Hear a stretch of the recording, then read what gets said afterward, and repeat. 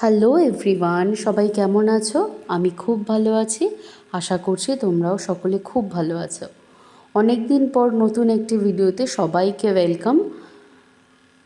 আমরা কিছুদিনের জন্য বাইরে গেছিলাম ঘুরতে, তো সেগুলোর ভিডিও আস্তে আস্তে তোমাদের সাথে শেয়ার করব। তো আপাতত যে ভিডিওটা শেয়ার করছি সেটা হচ্ছে লাউয়ের কাটলেট। তো লাউয়ের কাটলেটটা কীভাবে বানানো হয় এই গোটা পদ্ধতি তোমাদের সাথে আমি শেয়ার করব। ভিডিওটা প্রথম থেকে শেষ অবধি সবাই মন দিয়ে দেখবে। তো নর্মালি ছোট বড় সবাই অনেকেই আছে যারা লাউ খেতে একেবারেই পছন্দ করে না। তার মধ্যে আমার নাম তো সবার আগে থাকবে। আমি লাউ খেতে একেবারেই পছন্দ করি না। ইভেন আমার হাজব্যান্ড তো আরোই পছন্দ করে না। তো লাউ খেতে পছন্দ না করলেও লাউয়ের যে গুণ রয়েছে এই ভেজিটেবলসটা সবার কাছে শুনেছি, ইভেন ডক্টরও বলে লাউয়ের মধ্যে যা গুণ আছে সেটা অনেক ভেজিটেবলসেই নেই। তো অগত্যা যদি আমাদের সেই গুণটাও পাওয়া যায় আর আমাদের লাউয়ের সেই লাউ খাচ্ছি এটা ভেবে আমাদের খেতেও না হয়, তাহলে কেমন হয়? তো এটা ভাবতে ভাবতে একটা নতুন আইডিয়া বার করেছে যে লাউয়ের কাটলেট। তো কীভাবে বানাই চলো দেখে নিই আমরা। প্রথমে লাউয়ের খোসাটাকে ভালোভাবে ছাড়ালাম, দেখিয়ে নিলে, আর একটা গ্রেটারের সাহায্যে লাউটাকে ভালো করে গ্রেট করে নিলাম। তো গ্রেট তোমরা করবে অবশ্যই বলছি, কিন্তু মিক্সিতে পেস্ট করবে না। মিক্সিতে পেস্ট করলে কিন্তু একেবারে মিহি হয়ে যাবে। তো ওই পেস্টের যে মিহি ভাবটা সেটা আমরা চাইছি না। আমরা এখানে যাতে একটু একটু হালকা একটা মানে ফ্লেভার ঠিক বলবো না, ছিলকা টাইপের আমাদের মুখে পড়ে লাউয়ের, সেটা আমরা বজায় রেখে কাজটা করব। তাই জন্যই আমরা এখানে লাউটাকে ফার্স্টে গ্রেট করে নেব, পেস্ট নয়। আবারও বলছি, পেস্ট করবে না, তাহলে কিন্তু খেতে অতটাও টেস্ট হবে না।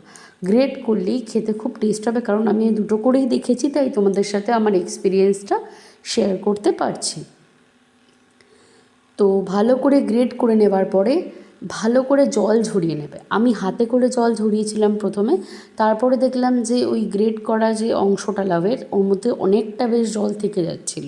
তাই জন্য একটা কাপড়ের মধ্যে করে আমি আলাদা করে গ্রেট করা যে অংশটা সেইটাকে ভালো করে জল ঝরিয়ে নিয়েছিলাম। জল ঝরিয়ে নিয়ে জলটাকে কিন্তু একদম ফেলবে না। ওটাতে কোনো দিন যদি ডাল রান্না করো ফ্রিজের মধ্যে রেখে যখন ডাল রান্না করবে ওই জলটাকে দিয়ে দেবে, ওটাও বোঝা যাবে না, কিন্তু ওর উপকারিতাটা পাওয়া যাবে। আমিও সেটাই করেছিলাম। তো যথারীতি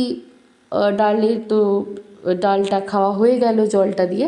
এবার লাউয়ের যে গ্রেটের অংশটা সেটার মধ্যে সব রকমের আমাদের যা ডেইলি মশলা রয়েছে, ধনে গুঁড়ো, জিরে গুঁড়ো, হলুদ গুঁড়ো, নুন, গরম মশলা, একটু আমি জোয়ানও দিয়েছিলাম অল্প সামান্য, সব কিছু দিয়ে ভালো করে অল্প অল্প করে বেসন দিয়ে ভালো করে মাখিয়ে নিতে হবে। এক ফোঁটাও কিন্তু জল দেবে না, একদম শুকনো শুকনো মাখানো হবে। মানে এটাতে জল ছাড়া পুরোটা করতে হবে। যেরকম আমরা নর্মালি কোনো আলুর চপ বা পেঁয়াজি বা কোনো রকম পকোড়া বানালে যেরকম আমাদের থিকনেসটা থাকে, বড়া বানালে ডালের যেরকম থিকনেসটা থাকে এটাও এক্স্যাক্টলি সেম থাকবে। তাহলে আমাদের জলটা মেশাতে হবে না, কারণ লাউয়ের থেকে প্রচুর জল বেরোয়, আর মশলা দেওয়ার পরে নুন দেওয়ার পরে জলটা কিন্তু আরও বেরোবে। তো বেসনটা অল্প অল্প করে দিয়ে দিয়ে ভালো করে মাখিয়ে একটা কাটলেটের শেপ করে নেবে। তো তোমরা চাইলে গোলও শেপ করতে পারো বা লম্বাও শেপ করতে পারো। তো আমি গোল শেপটাই করেছিলাম।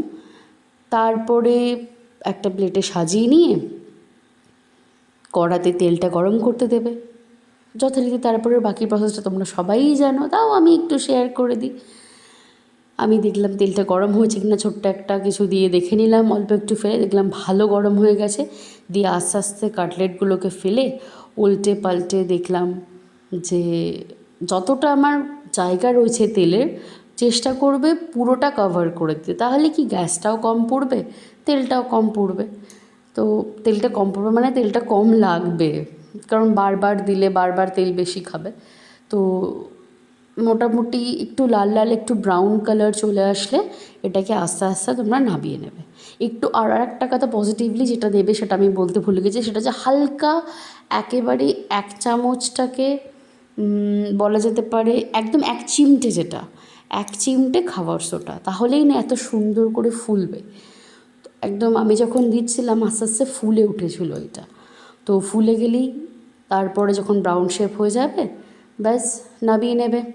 তারপরেই রেডি আমাদের টেস্টি টেস্টি লাউয়ের কাটলেট। সবাই বাড়িতে ট্রাই করো আর আমায় জানি। দেখা হবে পরের একটি ভিডিওতে। ততক্ষণ অবধি সবাই খুব ভালো থেকো আর সবাইকে ভালো রেখো। টাটা।